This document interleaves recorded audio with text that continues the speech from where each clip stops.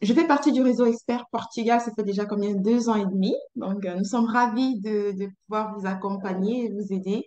Ici, Rachel m'a fait un petit défi, donc c'est de parler un peu du marché immobilier de l'année 2024 et de donner un peu les prévisions de ce qu'on attend durant l'année 2025. Donc, c'est un peu ce que j'ai fait. Aujourd'hui, on va pas trop rêver, donc il n'y aura pas trop de biens à présenter, mais plutôt des chiffres que je pense que ici on a besoin d'analyse, on a besoin de voir tout ce qui s'est passé durant l'année 2024 et ensuite 2025. J'ai compris également qu'il y a quelques personnes parmi ceux qui assistent qui vivent déjà au Portugal, mais néanmoins, notre groupe Réseau Expert Portugal, donc on est une équipe assez polyvalente. Je suis agent immobilier, donc on a Miguel qui est notre archi. Également, on a une équipe légale pour vous accompagner, donc on peut vous aider du début à la fin sur votre projet d'investissement au Portugal. Voilà, c'est un peu, je pense qu'après, Rachel vous enverra également la présentation. Donc ça, c'est un peu ce que les clients disent de notre travail. Alors, parlons maintenant du marché immobilier en 2024. Ce qu'on a pu voir. La tendance générale, c'est que le marché a connu toujours une croissance durant les années 2022, 2023 et 2024. Donc, cette force des prix est notée par la demande soit des clients internationaux, européens et américains surtout, et également des clients nationaux pour parler des villes qui sont limitrophes des grandes villes comme Lisbonne, l'Algarve et Porto. Maintenant, ce qu'on a pu noter, c'est qu'il y a un grand écart entre l'offre et la demande, et cela a continué toujours même dans le dernier trimestre 2024. Et ceci a également provoqué une augmentation de prix dans certaines régions, dans certaines zones spécifiques des grandes villes, et a également permis le développement des autres villes externes. Donc, je parle par exemple de Setúbal, pour ceux qui connaissent. Comment est-ce que, alors, il y a un truc que j'ai pas compris durant l'année 2024, c'est comment faire la présentation et mettre ce truc-ci afin que vous puissiez voir la- le map du Portugal, donc la carte du Portugal. Ce que je veux montrer, en fait, c'est que durant l'année 2024, les prix, donc ici on a Lisbonne par exemple, et ce qu'on a remarqué, c'est que les prix ont augmenté dans cette zone-ci. Donc les prix, la demande a plutôt augmenté dans cette zone-ci. En dessous, on a l'Algarve, mais la demande a augmenté plutôt aux côtés de l'Alentejo. Donc les gens essayaient de sortir de l'Algarve, qui est une ville plutôt touristique, pour aller du côté de l'Alentejo. Donc, dans le nord, par exemple, on a remarqué une forte demande du côté de Bragança et de Braga. Et actuellement, c'est plus dans le Guarda qu'on a des grosses demandes. Alors, tout ceci a entraîné également que le marché locatif continue à progresser et les investisseurs ben, sont tout à fait contents, que ce soit dans le court ou le long terme de la location. En termes de performance du marché, qu'est-ce qui s'est passé durant l'année? Donc, on a remarqué une augmentation des prix, surtout dans les zones urbaines, entre 7 et 10. L'Algarve et les villes côtières continuent d'afficher une croissance à 2 chiffres, surtout dans le marché du luxe, parlant de l'Algarve. Et on a une demande accrue des propriétés rurales à mesure que le travail à distance devient progressif. Ça, c'est pour ceux qui demandent en général les visas nomades. Donc, on a une forte croissance demande également. Parlons de la performance du marché par ville. Je prends ici 3 villes, surtout. Donc, Lisbonne, Porto et certaines villes limitrophes. En parlant de Lisbonne, le prix moyen au mètre carré en 2024 est de 7 500 à 12 000 euros. Donc là, je reste vraiment sur la moyenne. Après, j'ai mis ici certains quartiers phares de Lisbonne où vraiment on a eu une grosse demande en termes de vente. C'est Chiado, pour ceux qui connaissent un peu Lisbonne, Prince Real, Avenida da Liberdade. Parlant de Porto, on a eu Foz de Douro, qui est une zone magnifique et je vous conseille vraiment de visiter. Euh, et également, donc, Porto, par contre, a reçu une forte demande, surtout par des jeunes travailleurs, donc ceux qui demandent soit des visas nomades, soit du RNH pour les bénéfices fiscaux. Donc, on a également eu des demandes du côté de Porto. Après, on a également vu une autre zone émergente qui était les zones côtières et Setúbal. Donc, Setúbal qui reste toujours avec un prix pratiquement abordable. À Setúbal, ce qui est intéressant, c'est que vous pouvez trouver des ruines, vous pouvez avoir des terrains vierges ou vous pouvez encore faire des constructions à des prix abordables. L'Alentejo dans le sud attire toujours l'attention avec ses logements durables et ses propriétés viticoles. Je pense que jusqu'à là, on n'a pas de questions. Mais bon, ça, c'était un peu le résumé, en gros, vraiment pour ne pas prendre trop de temps, de l'année 2024. Parlant des prévisions de 2025. Alors, ce qu'on espère, ou bien ce qu'on est en train de voir concernant 2025, au vu de ce qui s'est passé en 2022, 2023 et 2024, c'est que la demande de propriété va continuer à progresser dans les grandes villes telles que Lisbonne, Porto et l'Algarve. Surtout, elle sera portée par les expatriés, par les nomades et également les retraités, donc les Européens. Ce qu'on voit déjà en fin de ce mois, donc commencé en fin novembre, c'est une grande demande des clients américains, surtout, et ça se porte sur la zone de l'Algarve. Donc là, on a une grosse demande venant des États-Unis.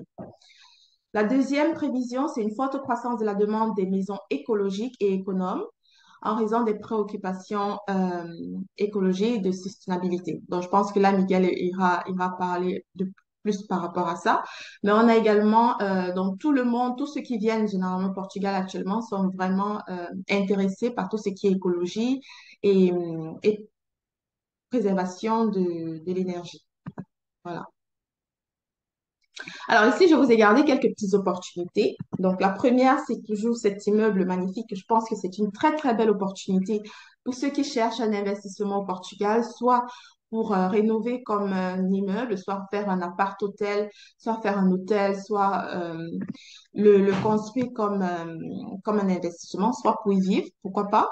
Donc là, c'est un projet avec 10 appartements déjà approuvés. Donc, vous pouvez soit continuer à faire du Airbnb parce que c'est possible maintenant, soit le rénover et revendre, soit encore mettre en location de la longue durée. Donc, j'ai fait une petite analyse ici pour vous présenter un peu la rentabilité. Elle a une très belle rentabilité, donc pour ceux qui seraient intéressés, je pourrais vous l'envoyer. Ensuite, j'ai cette maison à vous présenter. Donc, cette maison est située à 40 minutes de l'aéroport de Lisbonne, plus précisément dans une zone qui s'appelle Verdizela. C'est un quartier magnifique, résidentiel, une communauté internationale, en prépondérance les Suisses et les Américains y vivent. Donc, il y a des écoles internationales également tout à côté. C'est une très belle maison de 4 chambres, 4 salles de bain, avec des grandes baies vitrées, beaucoup de lumière naturelle. Elle a été construite il y a cela 3 ans. Donc, voilà. Donc, si vous êtes intéressé par ce genre de construction, également, on a des projets de construction, on a des terrains, on a des maisons déjà toutes construites, un peu comme celle-ci, donc fournies et tout équipées. Donc, si vous êtes intéressé, ben, n'hésitez pas à nous le faire savoir. Voilà. C'est plutôt une belle maison avec de très, très belles finitions. Et puis, voilà, située également dans un très beau quartier. Un très grand closet, ce qui est très rare, hein, Miguel, pour pour nous les femmes. Donc, du coup, voilà. Donc, si vous êtes intéressé, n'hésitez pas. Et puis, je serai ravie de vous aider. Merci. Est-ce qu'il y a des questions pour Achille au sujet de la présentation des chiffres et des cartes qu'elle nous a montrées? Je pense que c'était clair. Oui, c'était très clair, mais peut-être tu sais qu'il y a des questions donc spécifiques concernant les zones éventuellement où il vaut mieux investir. Mhm. Donc, tu as parlé des villes surtout. Bon, les villes Mhm. sont déjà beaucoup plus chères. Alors, donc peut-être qu'il y a d'autres zones. Donc voilà, parce qu'entre-temps, il y a d'autres personnes qui nous ont rejoints. Donc c'est pour ça. Christian, Patrick, vous avez des questions pour Au niveau des Achille? réglementations Oui. Airbnb, j'ai l'impression quand même qu'il y a une volonté de réguler pas mal.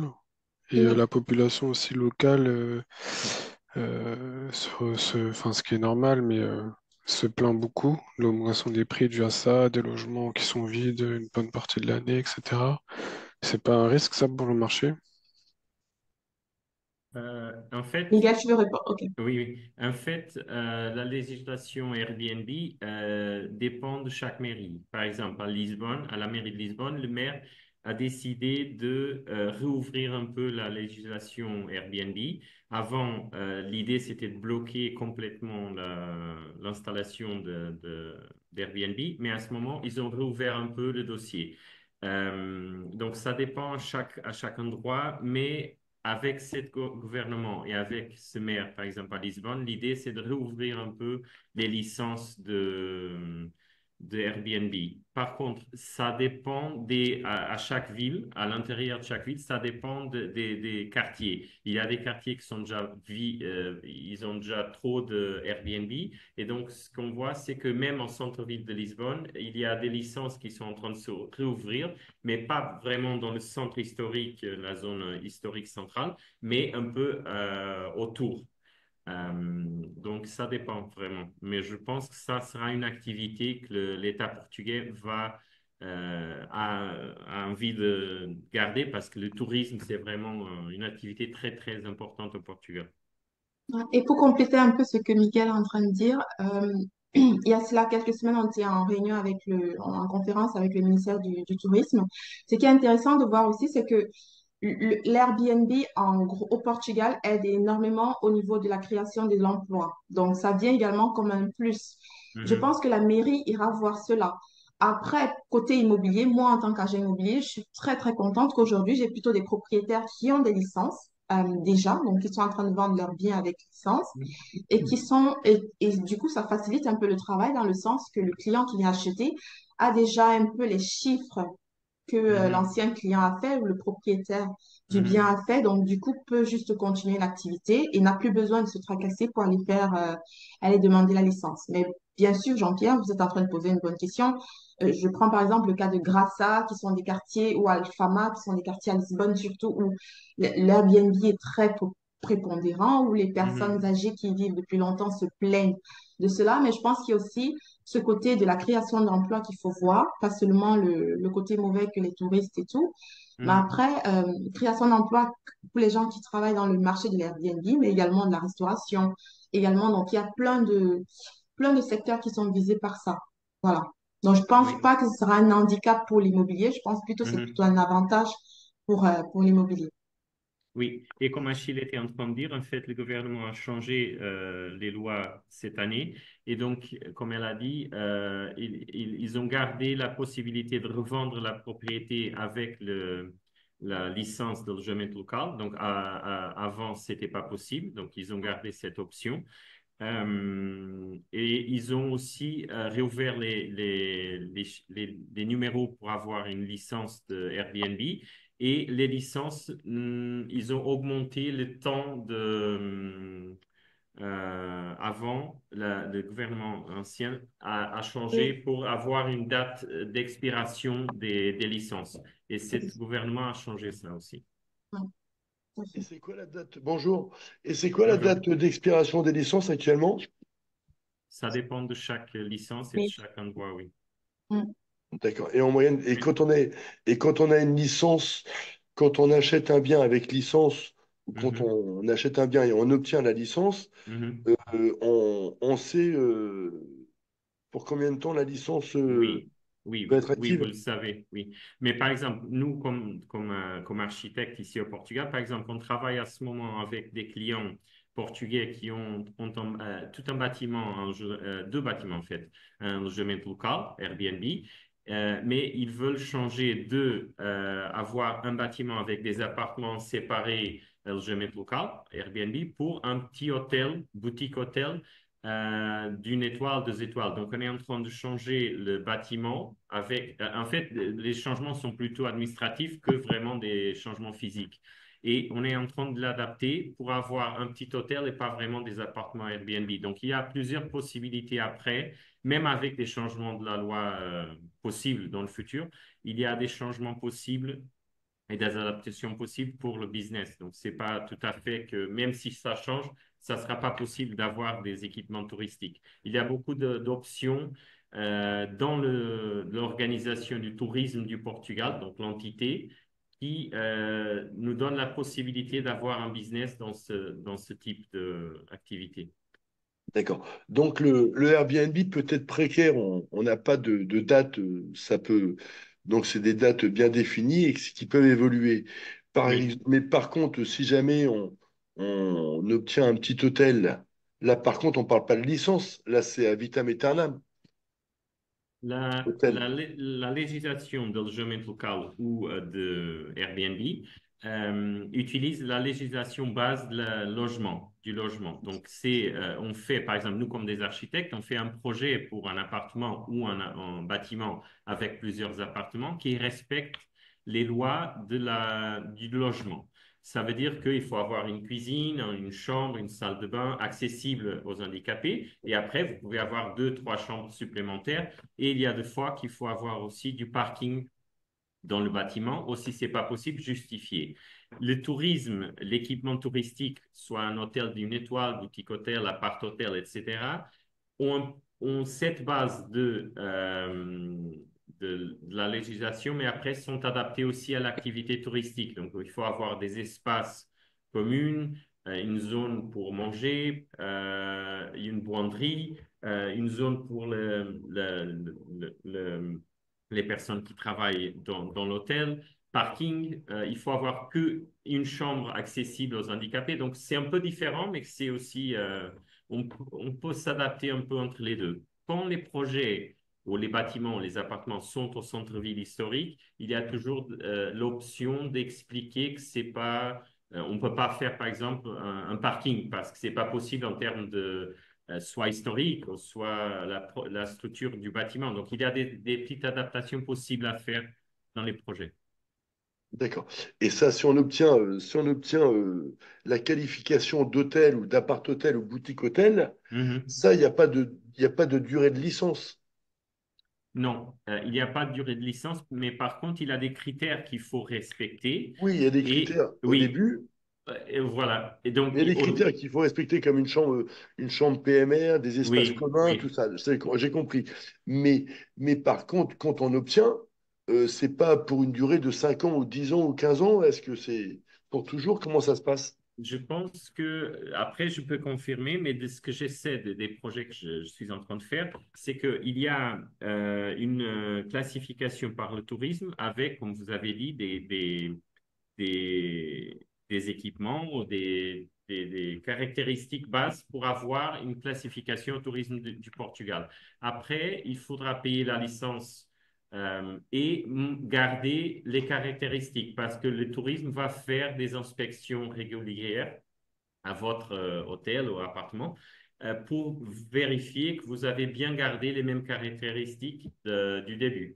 Après, si la licence a une date d'expiration, ça, je ne peux pas vous confirmer, mais je peux voir s'il y a vraiment, par exemple, 10 ans. Mais normalement, je pense que s'il y aura une limite de date, ça sera pas un an, ça sera 10 ans, par exemple.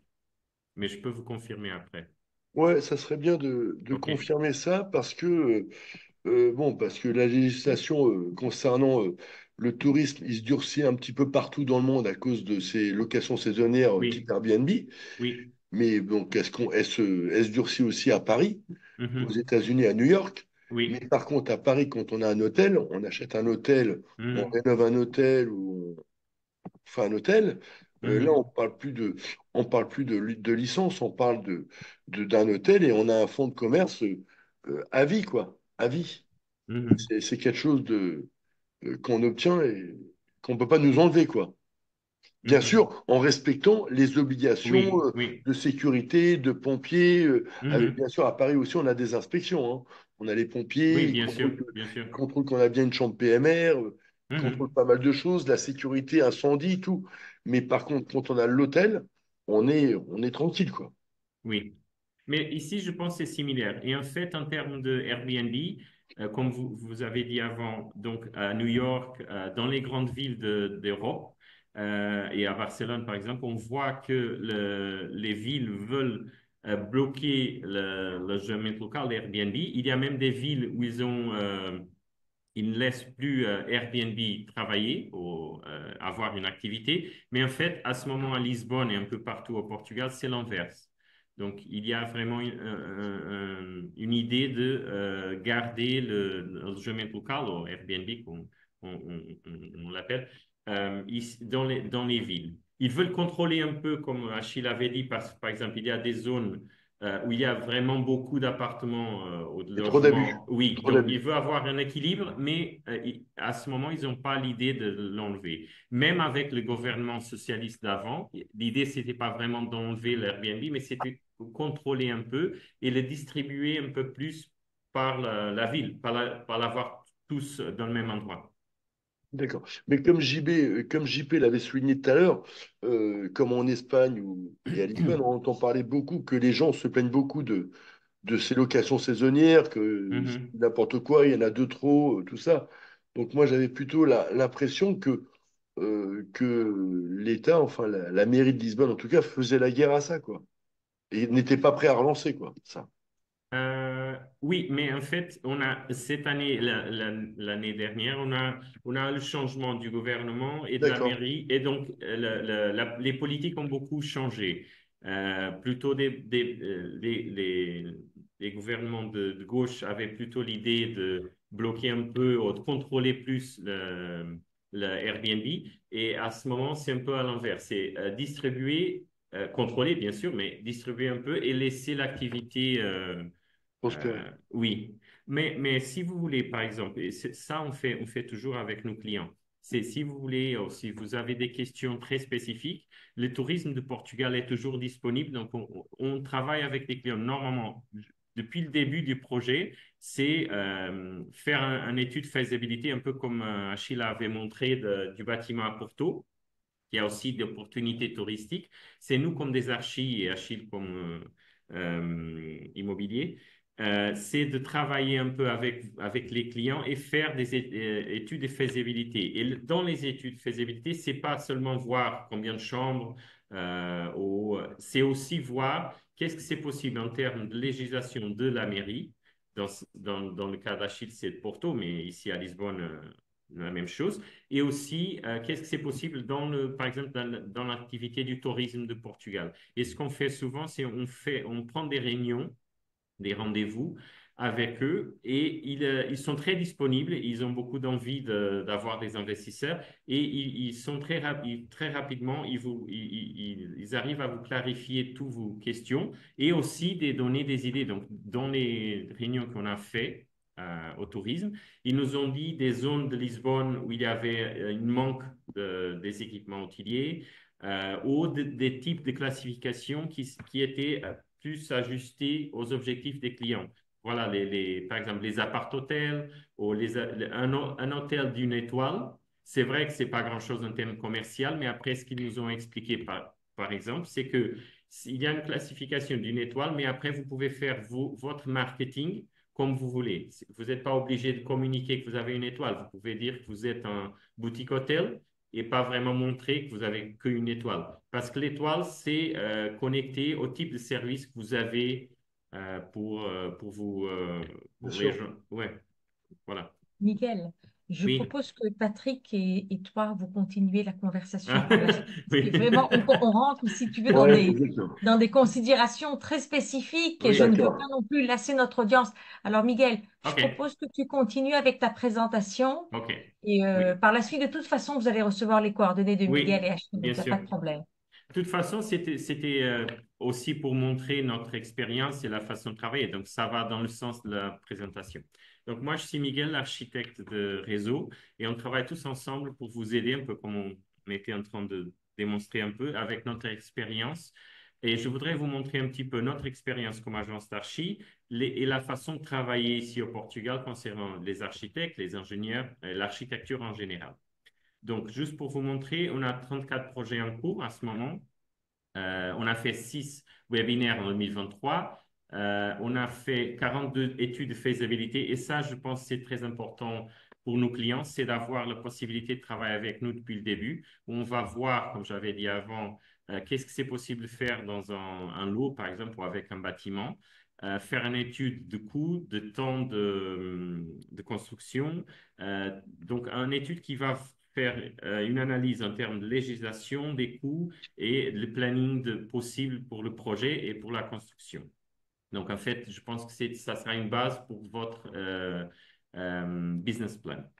On a fait 9 à 20 projets, 20 permis de construire, 6 projets d'exé et on a suivi 11 chantiers. On a aussi deux subventions de recherche de l'Union européenne concernant la construction soutenable et avec des matériaux éco-soutenables. Donc, je vais vous montrer juste des exemples complètement différents des projets qu'on est en train de faire à ce moment et comme ça, vous pouvez voir notre activité et aussi vous projeter. Donc, ça, c'est un boutique hôtel on est en train de faire à l'Algarve. C'est un hôtel pour un groupe d'investissement du Dubaï et c'est un hôtel rural avec 45 chambres qui sont distribuées dans des petites maisons dans la campagne. Et après, il y a un bâtiment central. Ça, c'est un lotissement qu'on est en train de faire à Alcácer. C'est une ville à 40 minutes de Lisbonne, plutôt au sud. Et comme Achille était en train de dire, on voit que les investisseurs cherchent des petites villes autour des grandes villes comme Lisbonne, Porto et Faro pour investir. Et ici, on a fait 23 maisons qui vont démarrer la construction la prochaine année et qui sont déjà en vente.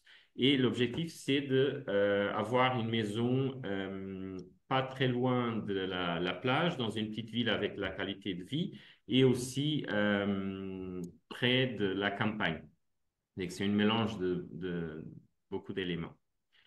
Ça, c'est un bâtiment on a terminé avec un investisseur aussi français, parce qu'on travaille, la majorité de nos clients sont français, à Lisbonne. Donc, c'est une réhabilitation d'un bâtiment qu'il est en train de revendre chaque unité.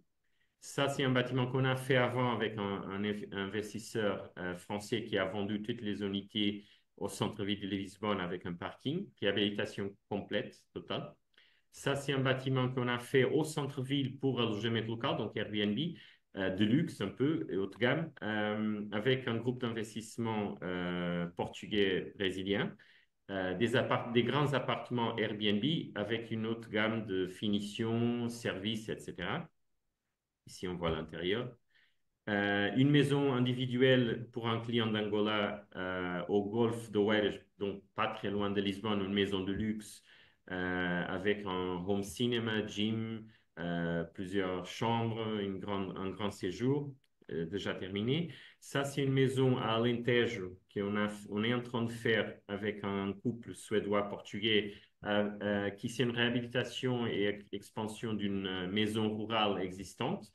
Et on est en train de la faire avec un système de construction modulaire, avec la paille et du bois. Donc, c'est un système complètement nouveau au Portugal, mais écologique. Un bâtiment avec 9 appartements au centre-ville d'Alcácer, donc la petite ville de ce que j'avais parlé avant. Et en fait, le client en ce moment a l'idée de transformer ce bâtiment de logement, donc avec des appartements, dans un appart-hôtel. Donc, on est en train de faire une étude d'adaptation pour un appart-hôtel avec le tourisme du Portugal. Deux maisons avec le même investisseur français d'avant qui à ce moment a décidé d'investir autour de Lisbonne. C'est pas à Ericeira, mais c'est pas très loin, donc c'est à Torres Vedras, donc comme un de vous avait dit avant. Il y a beaucoup de gens qui veulent s'installer dans la zone autour de Lisbonne, plutôt au nord. Donc, il y a de la plage, des petites villes, de la bonne qualité de vie. Ça, c'est encore un peu plus haut, c'est à Santarém. Le même investisseur a acheté 2 bâtiments. On est en train de terminer la rénovation pour des appartements de revente immobilière. Ça, c'est un bâtiment au centre-ville de Lisbonne, à Alcântara, pour un groupe d'investissement du Luxembourg. C'était un vieux bâtiment industriel qu'on est en train d'adapter à des appartements d'haut de gamme. Ça, c'est bien sûr le lycée français Charles-Pierre à Lisbonne qu'on a fait le projet d'un élargissement et rénovation. Donc ici, on voit les espaces intérieurs et extérieurs. Et après, il y a des autres types de programmes on voit qu'il y a beaucoup de gens qui ont besoin. Donc, c'est de résidences universitaires, des co-living, des espaces seniors. Et donc, on a fait ce projet d'une résidence universitaire co-living à côté de la ville universitaire de Lisbonne pour une entreprise allemande. Et on est en train de faire deux co-living, un à Coimbra et un à Évora, aussi des villes universitaires. Donc, on a vraiment besoin de résidences universitaires. Ça, c'est un autre type de programme qui, je pense qu'il y a beaucoup de recherches aussi, c'est les cowork. Ça, c'est un exemple qu'on est en train de faire avec un groupe d'investissement brésilien au centre-ville de Lisbonne. Mais il y a plusieurs opportunités aussi pour du cowork. Il y a beaucoup de gens qui cherchent des espaces comme ça. Alors, je voudrais vous montrer la façon, comment on travaille ici au Portugal comme des architectes et des ingénieurs. Il y a plusieurs phases de travail. Il y a des phases qui sont similaires, par exemple, aux phases de travail en France. Il y a des phases qui sont un peu différentes. Donc, la première phase, comme j'avais dit avant, c'est la phase de faisabilité où on travaille avec vous, mais plutôt voir les possibilités d'un terrain, d'un appartement, plutôt dans un lot, par exemple. On va étudier toute la législation applicable à cette propriété et voir qu'est-ce que vraiment on pourrait faire pour vous. Donc, normalement, on fait toujours une analyse, des réunions à la mairie responsable de la zone et aussi, par exemple, comme j'avais dit avant, des réunions avec des entités externes qui ont de la responsabilité aussi. Par exemple, le tourisme du Portugal ou quelque autre qui peuvent être liés à cette locale. Et c'est là où on va savoir les possibilités. Par exemple, si on peut construire un bâtiment avec combien d'étages, l'activité, ça peut être touristique ou résidentiel. Donc voilà, toutes les possibilités en termes de législation et faisabilité architecturale. Aussi, on peut essayer de savoir un peu l'estimation de coût des travaux et des coûts en général, donc coûts de projet, coûts des taxes, etc., pour vous aider à compléter un business plan. Et aussi avoir un planning en termes de projet, donc une duration de temps d'exécution du projet, mais aussi de construction.